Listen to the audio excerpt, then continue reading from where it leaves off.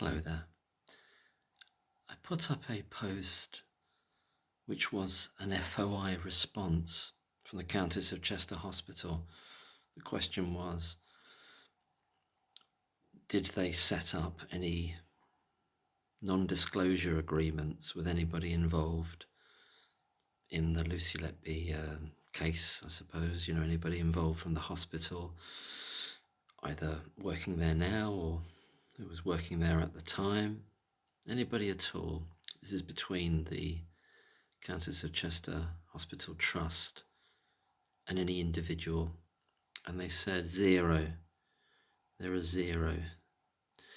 And then there was a comment from Laizy Daisy at Laizy Daisy, who says, "Do you believe them? How can anyone ever find out whether it's true? They've lied enough already." And I totally agree.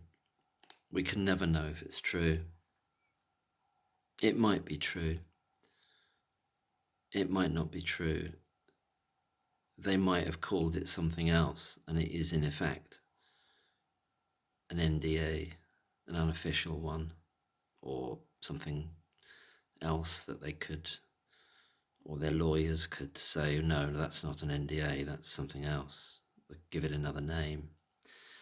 But it just got me thinking, and it's not a new thought. I'm aware of it, particularly to do with the data in relation to deaths on the neonatal unit, but also in the obstetrics, in the maternity unit, in relation to stillbirths, because there was such a difference between the 2018 and the 2025 data. Now, the 2025 data, at least the only one I've seen, which I think Peter Alston asked for, and perhaps other people did as well, only gave data for the neonatal deaths. It didn't give data for the stillbirths, whereas the 2018 data did. So as far as I'm aware, people are basing what they understand or believe the stillbirth data of stillbirths, which cover the indictment period and some years before, and perhaps a couple of years after. They're basing that on the 2018 FOI by Wali Aslam. And we already know from the trust that the neonatal death data there is wildly different. Well, very different. Lots of differences in there, in terms of the dates, in terms of overall figures.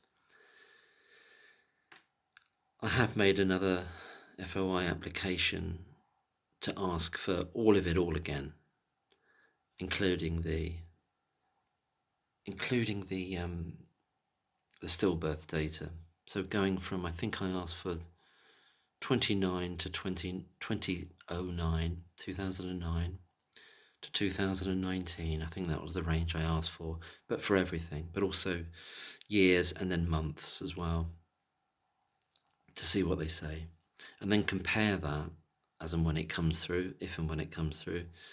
Compare that both with the 2018 FOI and the 2025 partial response, or at least, the response in 2025 didn't include the stillbirth data at all. As far as I'm aware, I haven't seen any update on that. So we'll see what they say.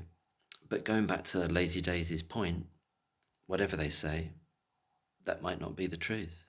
Now, it might not be the truth based on error, or systems not working right and not being deaths not being recorded appropriately, or deaths being wrongly coded by error, or it could be not true deliberately for whatever reason, or it could be a mixture of the two, of non-deliberate error of systems and recording and coding, and deliberate changes to data. But then by extension, every FOI you send out to an organisation, so other ones will be the police, other hospitals, other trusts, other health boards. So these are the ones that I'm thinking about now. Certainly the police, CPS, the Welsh Health Board, until they just stopped responding, kind of, to me anyway. And the other hospitals in the network, so Alderhay, Liverpool Women's Hospital and Arrow Park. And the transport networks, that's another sort of set-aside organisation. We don't know whether their responses are true for exactly the same reason or mixture of reasons of errors in collating data, or deliberate obfuscation, or deliberate removal of data, or avoiding certain things being reported, or the changing of how things are coded. Just don't know. And as Laizy Daisy says, how can we ever find out whether it's true? You'd have to literally be there and go there. And then even if you were looking at all the details that they have, they might not represent actually what happened. They might partially represent it, or represent it like more or less. Well, more or less is not, I didn't want to use that term. They might be like 95% right, 90% right, 85% right. Who knows? So even if you had access to their computer records, you still wouldn't necessarily know. And then by extension, we can talk about medical notes in relation to all the babies on the indictment and babies not on the indictment. That's another area in which things can be changed, things can be deliberately omitted, accidentally omitted, mistakenly put in, obviously. So these aren't representations of reality necessarily. Some of them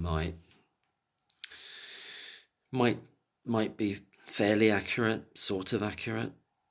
Other ones might be completely made up, and other ones might have been excised and have parts taken out of them. One particular area that I suspect something may have been taken out of the medical notes is in relation to baby K, because I think, or I suspect, Ravi Jayaram's email to his fellow gang members saying that Lucy Letby or Nurse Letby came out to get Dr. Jayaram, I suspect that's from a contemporaneous note, written by whom, I don't know, which subsequently had to be excised by whomsoever, I don't know who, at what point exactly, I don't know, if indeed it was in the nursing notes or medical notes, or the doctor's notes or the nurse's notes on that evening or the next morning.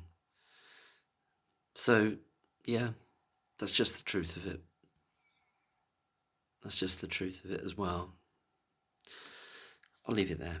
Thanks very much, and thank you, Laizy Daisy. That's a great point. There's probably many other areas as well. Many other areas. Until we saw the footage, or I haven't really looked at it all, but I saw a glimpse of it because I didn't watch the whole Netflix thing. But until that was shown, the distressing scenes of the arrest of Nurse Lucy Letby in her bedroom. Well, people wouldn't necessarily have. Well, who else would have known that until they revealed it? To have confirmation of it, rather. There'll be many other inaccuracies deliberate lies, obfuscations, omittances, lies by omission, lies by commission,